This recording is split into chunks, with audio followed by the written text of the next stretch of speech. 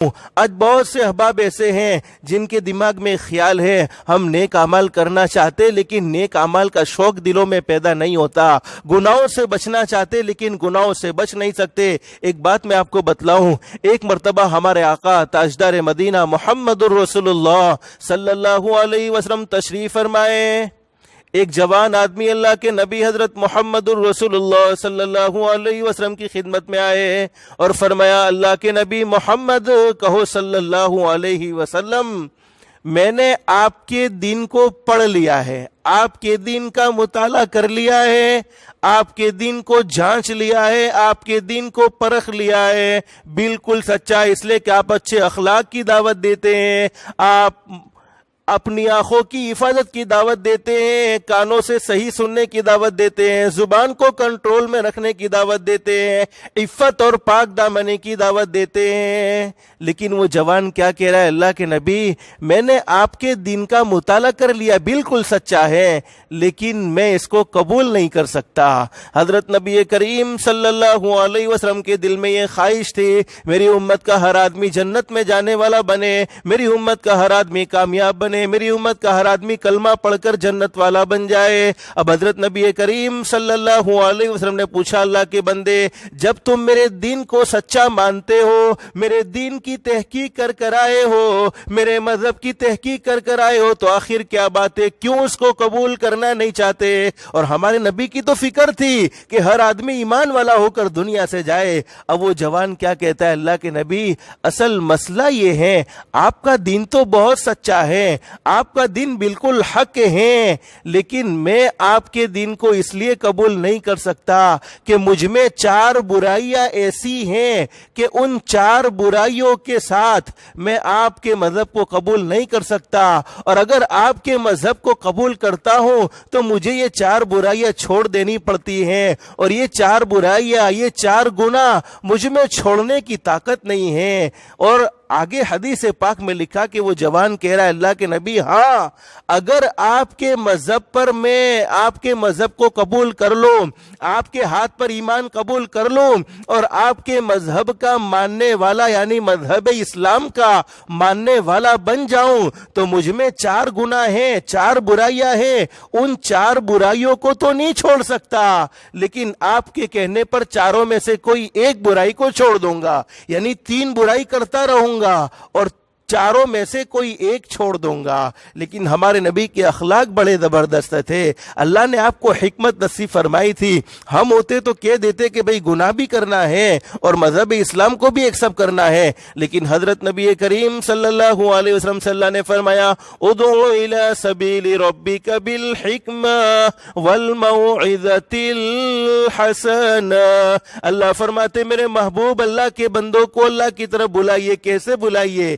بالحکمہ، یہ قرآن کریم ہمیں دعوت کا انداز سکھاتا ہے، بالحکمہ، حکمت سے بات کرو۔ حکمت ایسے درست کلام کو کہتے ہیں۔ معرف القرآن میں حضرت مفتی محمد شفیع صاحب نور اللہ مرقدہ نے لکھا ہے کہ حکمت ایسا درست کلام ہے، ایسا صحیح کلام ہے جو انسان کے دل میں اتر جائے۔ میرے پیارو، کبھی کبھی ہماری دعوت کا انداز یہ ہوتا ہے کہ ہم سامنے والے کی اصلاح کرنے کے بجائے اس کے دل کے ٹکڑے ٹکڑے کر دیتے ہیں، لیکن ہمارے نبی کا انداز بڑا خوبصورت تھا۔ اب ہمارے نبی نے اس جوان کی باتوں کو سنا تو فرمایا، اچھا میرے کہنے پر 1 گناہ چھوڑ دو گے، 3 گناہ نہیں چھوڑ سکتے؟ وہ جوان کہتا ہے، ہاں اللہ کے نبی میں آپ کے مذہب کو قبول کرتا ہوں تو یہ 4 گناہوں کی آپ کے مذہب میں کوئی اجازت نہیں ہے، لیکن آپ کے کہنے پر اگر میں آپ کا مذہب قبول کر لیتا ہوں، آپ کے دین کو ایکسپٹ کر لیتا ہوں، تو آپ کے کہنے پر 4 گناہ تو نہیں چھوڑوں گا، لیکن کوئی 1 گناہ چھوڑ دوں گا۔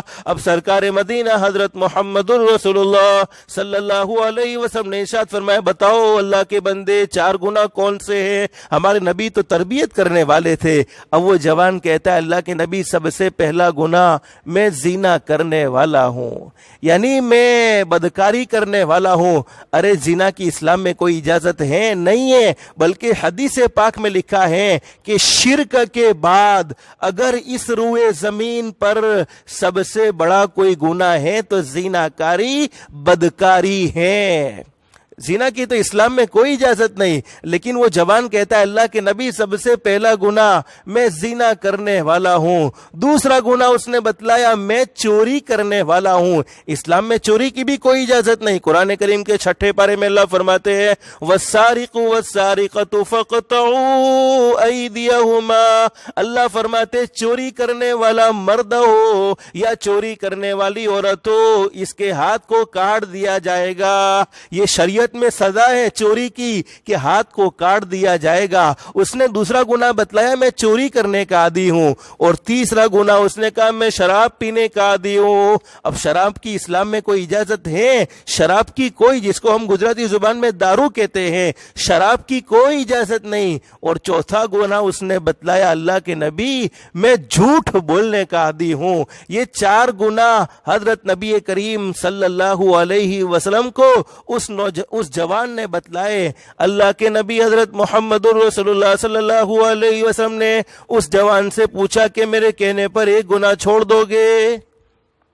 تو وہ جوان کہنے لگا اللہ کے نبی اسی لیے تو آپ کی خدمت میں آیا ہوں، آپ کے دین کا مطالعہ کر کے آیا ہوں، بالکل سچا ہے، آپ کے دین میں بہت اچھی دعوت دے رکھی ہے، لیکن آپ کے کہنے پر میں 4 گناہ نہیں چھوڑ سکتا، لیکن چاروں میں سے کوئی ایک گناہ کو چھوڑ دوں گا۔ اب سرکار مدینہ حضرت محمد رسول اللہ صلی اللہ علیہ وسلم نے اس جوان سے فرمایا اللہ کے بندے اگر میرے مذہب کو قبول کرنا چاہتے ہو، میرے دین کو قبول کرنا چاہتے ہو تو جھوٹ چھوڑ دینا۔ زنا چھوڑنے کو نہیں کہا، شراب چھوڑنے کو نہیں کہا، چوری چھوڑنے کو نہیں کہا، جھوٹ چھوڑ دینا۔ حدیث پاک میں لکھا کہ وہ جوان تو بڑا خوش ہو گیا، ارے میں نے کتنا ویری ایزی اسلام، یعنی کتنا آسان ہے اسلام، میرے نبی نے مجھے زنا چھوڑنے سے زنا چھوڑنے کو نہیں کہا، زنا سے نہیں روکا، شراب سے نہیں روکا، چوری سے نہیں روکا، اگر روکا ہے تو جھوٹ سے روکا ہے۔ یہ تو بالکل ویری ایزی، یعنی بہت آسان ہے، صرف جھوٹ ہی نہیں بولنا، ورنہ شراب بھی پی سکتے ہیں، چوری بھی کر سکتے ہیں، زنا بھی کر سکتے ہیں۔ میرے محبوب نے صرف جھوٹ بولنے سے روکا ہے۔ لیکن میرے پیارو، اللہ والوں کی صحبت کی بڑی اہمیت ہے، اسی لیے علماء کے پاس بیٹھو، لیکن وہ علماء جو دنیا دار ہیں ان کے پاس نہیں، جو لالچی ہیں ان کے پاس نہیں، بلکہ وہ علماء جن کو اپنے علم سے اللہ کی ذات مقصود ہے، جو اللہ کو خوش کرنا چاہتے ہیں، لوگوں سے کوئی لالچ نہیں رکھتے، لوگوں سے کوئی سوال نہیں کرتے، ایسے علماء کی مجلس میں بیٹھنے سے ضرور بھی ضرور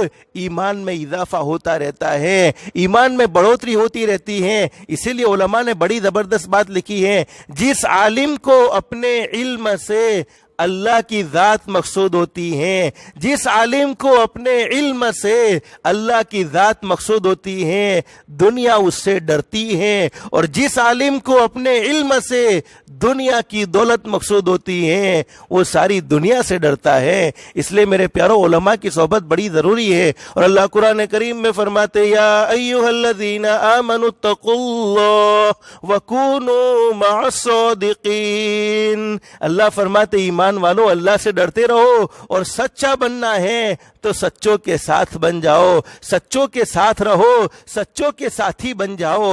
تو میرے پیارو، اب حضرت نبی کریم، آج ہم کسی اللہ والے کی مجلس میں جاتے ہیں، کسی اچھے عالم کے پاس بیٹھتے ہیں، کسی اچھے نیک آدمی کے پاس بیٹھتے ہیں، تو ہماری دل کی کیفیت میں کچھ چینجنگ آتی ہے، کچھ بدلاؤ ضرور آتا ہے، ہمیں اپنی زندگی کا احساس ضرور ہوتا ہے۔ یہ تو حضرت نبی کریم صلی اللہ علیہ وسلم کی صحبت پا کر آیا ہوا جوان جب اپنے گھر پر آیا، اب رات کو خیال آیا زنا کرنے کا، چونکہ سارے گناہ تو رات کو کرتا تھا، سب سے پہلا خیال آیا زنا کرنے کا۔ اور شیطان انسان کا دشمن ہے، ان الشیطان للانسان عدو مبین، شیطان انسان کا کھلا ہوا دشمن۔ اور قرآن کریم کے دوسرے مقام پر اللہ فرماتے ہیں شیطان تمہارا دشمن ہے، تم بھی اس کو اپنا دشمن بناؤ۔ तुम भी उसको अपना दुश्मन बनाओ। अब कुरान करीम में ये बात मौजूद है, शैतान तो तुम्हारा दुश्मन है। अब शैतान ने उस जवान के दिल में ये बात डाली कि देख, तूने अल्लाह के नबी से वादा तो झूठ न बोलने का किया है, जिना करने का तो कोई वादा किया नहीं है, इसलिए जिना कर ले। गुनाहों की तरफ ले जाने वाला तो शैतान होता है, जिना कर ले। लेकिन दिल पर हजरत नबी करीम सल्लल्लाहु अलैहि वसल्लम की तवज्जो लग चुकी थी। अब दिल ने फौरन ये बात और ये सवाल पैदा कर दिया। इसीलिए उलमा फरमाते कि जब तुम कोई काम करो तो सबसे पहले अपने दिल से पूछ लो, इसलिए कि सबसे बड़ा मुफ्ती तुम्हारा दिल है। अगर दिल में किसी बात के बारे में खटका हो तो उस काम को नहीं करना चाहिए। दिल अगर तुम्हारा आमादा नहीं होता तो उस काम को नहीं करना चाहिए। अब दिल ने फौरन ये सवाल खड़ा कर दिया कि अगरचे तूने मेरे नबी से वादा झूठ न बोलने का किया है, अगर इस वक्त मैंने जिना कर लिया, वो जवान कहता है अपने आप से, अगर इस वक्त जिना कर लिया और कल मेरे महबूब ने पूछा अपनी मजलिस में कि तूने जिना किया था या नहीं किया था, अगर हाँ कहता हूं तो इस्लाम की सजा मौजूद है, इस्लाम की सजा मुझ पर आयद होगी। और सजा क्या है? अगर शादीशुदा है तो आधा जमीन में दफन कर कर पत्थरों से मार दिया जाता है, बगैर शादी वाला है 100 कोड़े लगाए जाते हैं।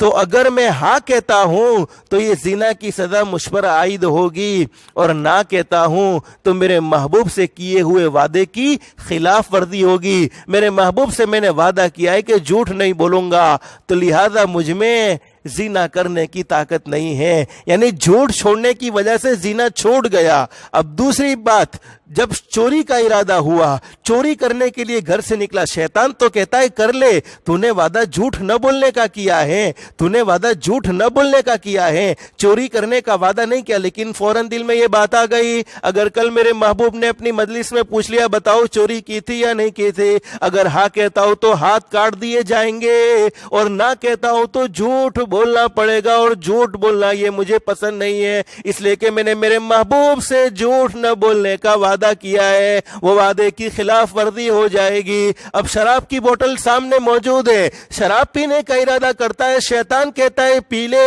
इसलिए कि तूने शराब का कोई वादा नहीं किया, तूने तो झूठ न बोलने का वादा किया है। लेकिन फौरन दिल में ये बात आ गई, कल मेरे महबूब ने अपनी मजलिस में पूछ लिया कि तूने शराब पी थी या नहीं पी थी, अगर हाँ कहता हूं तो इस्लाम की सजा मुझे मिलेगी, और ना कहता हूं तो मेरे महबूब से किए हुए वादे की खिलाफ वर्जी होगी, लिहाजा मुझ में शराब पीने की भी ताकत नहीं है। यानी झूठ छोड़ने की वजह से जीना छूटा। इसलिए मैंने पहले पढ़ा ने, झूठ तमाम गुनाहों की जड़ है, झूठ तमाम गुनाहों की जड़ है। झूठ छोड़ने की वजह से जीना छूटा, झूठ छोड़ने की वजह से चोरी छूटी, झूठ छोड़ने की वजह से शराब छूटी। अब रात इसी सोच में गुजर गई। सुबह में हजरत नबी करीम सल्लल्लाहु अलैहि वसल्लम की मजलिस में आए और फरमाया मेरे महबूब, मैंने पूरी रात में कोई गुनाह नहीं किया, कोई नाफरमानी नहीं की, ना मैंने शराब पी है, ना मैंने चोरी की है, ना मैंने जिना किया है, ना मैंने झूठ बोला है। हदीस पाक में लिखा है हजरत नबी करीम सल्लल्लाहु अलैहि वसल्लम उस जवान की बातों को सुनकर मुस्कुरा रहे हैं, और हमारे नबी ने फरमाया मेरे साहबी सुन लो, अब तो चूंकि ईमान कबूल कर लिया, साहबी बन चुके थे, मेरे साहबी सुन लो, इन्न सिद्क़ यहदी इलल बिर, सच्चाई इंसान को नेकी की तरफ ले जाती है, यानी आमाल सालिहा की तरफ ले जाती है। इन्न सिद्क़ यहदी इलल बिर, सच्चाई इंसान को सच बोलने वाले के दिल में नेक अमाल का जज्बा पैदा होता है, हर वक्त इसकी ख्वाहिश नेक अमाल करने की होती है। इन्न सिद्क़ यहदी इलल बिर, सच्चाई इंसान को नेकी की तरफ, अमाल सालिहा की तरफ ले जाती है। व इन्नल बिर यहदी इलल जन्नह, और नेकी इंसान को जन्नत की तरफ ले जाती है, यानी नेकी करने वाला जरूर भी जरूर जन्नत में दाखिल होगा। और हदीस पाक में क्या लिखा है, फरमाया नबी करीम सल्लल्लाहु अलैहि वसल्लम ने, जो हमेशा सच बोलता रहता है, कभी झूठ नहीं बोलता, आसमानों पर اسے صدیق کے نام سے پکارا جاتا ہے، اس کا شمار صدیقین میں ہوتا ہے۔ اور علماء فرماتے ہیں نبیوں کے بعد اگر کسی کا درجہ ہے تو صدیقین کا درجہ ہے۔ اور آگے حدیث میں کیا فرمایا نبی کریم صلی اللہ علیہ وسلم نے، وَإِنَّ الْكِذْبَ يَهْدِي إِلَى الْفُجُورِ، جو جھوٹ بولنے کا عادی ہے، چاہے مذاق میں جھوٹ بولتا ہو، چاہے لوگوں کو ہنسانے کے لیے جھوٹ بولتا ہو، چاہے کاروبار میں جھوٹ بولتا ہو، چاہے کسی کی تہمت میں جھوٹ بولتا ہو، چاہے کسی پر الزام لگانے میں جھوٹ بولتا ہو، چاہے کسی کی غیبت میں جھوٹ بولتا ہو، فرماتے وَإِنَّ الْكِذْبَ يَهْدِي إِلَى الْفُجُورِ، جھوٹ بولنے والا ہمیشہ گناہوں کی طرف جائے گا۔ یعنی جھوٹ بولنے کی عادت انسان کو گناہ کرنے پر ابھارے گی، نافرمانی کرنے پر ابھارے گی، اللہ کو ناراض کرنے والے کام کرنے پر ابھارے گی۔ وَإِنَّ الْكِذْبَ يَهْدِي إِلَى الْفُجُورِ وَإِنَّ الْفُجُورَ يَهْدِي إِلَى النَّارِ، اور جب آدمی گناہ کرنے والا ہوگا، جھوٹ بول کر گناہ کرے گا تو وَإِنَّ الْفُجُورَ يَهْدِي إِلَى النَّارِ، ہمارے نبی نے فرمایا وہ گناہ اسے جہنم کی طرف لے جائے گا۔